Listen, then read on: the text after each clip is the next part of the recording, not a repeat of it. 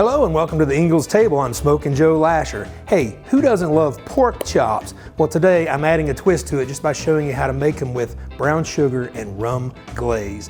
You know it's gonna taste great too because we got all our ingredients at Ingles. So let's get started.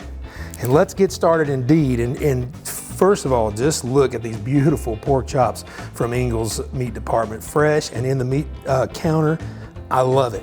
What I've done is I've coated them with olive oil, a little bit of salt and pepper, and set them to the side, and we want to let them get up to room temperature. So while that's happening, I'm starting my rum glaze. I've got 2 tablespoons of butter in there. I've got some unsalted vegetable oil. I've got about 3/4 of a cup of packed light brown sugar. We've got some soy sauce.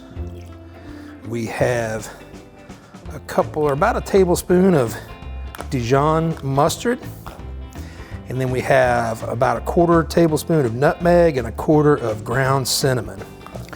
We're gonna put all of those in. I've got this on high heat now. We're gonna add 1 sprig of fresh rosemary and a couple of sprigs of thyme. I'm gonna put that in. We're just gonna mix all of it up. I've got a whisk, probably do a little better job. And again, I have this on high heat. I'm gonna let this come to a boil, and then we're gonna turn it over to low heat and let it simmer for about 25 minutes or so. It's gonna take that long to really become a glaze. Right now, it looks more like a sauce. Once we get this mixed into a boil, we're gonna add the rum to it, set it to the side, again on low heat. You could smell that. We've got a really nice boil going on, so that just is gonna melt all those flavors, gonna melt that brown sugar down. I'm gonna turn this down to low temperature, give it a good stir, and we're gonna put in about 2 ounces of golden rum.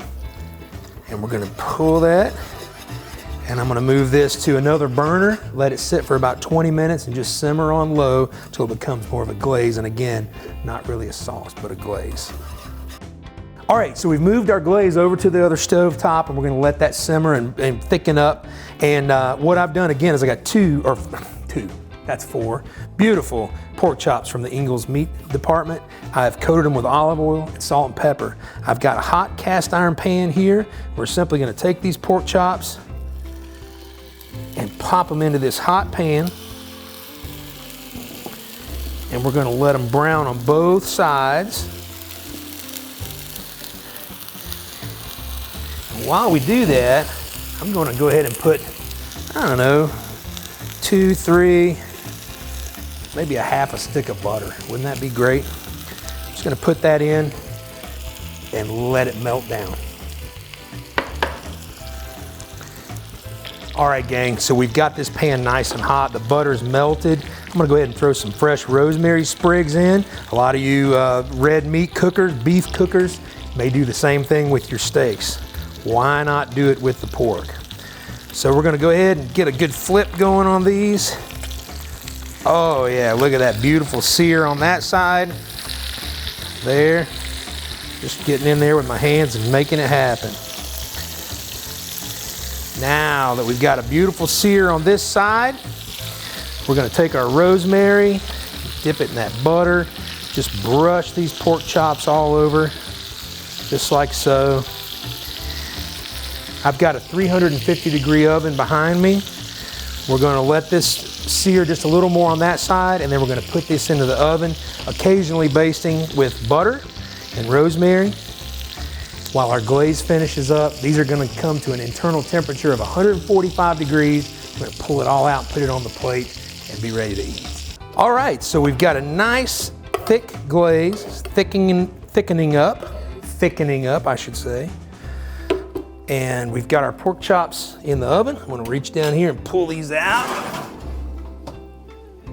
Oh man, they look beautiful.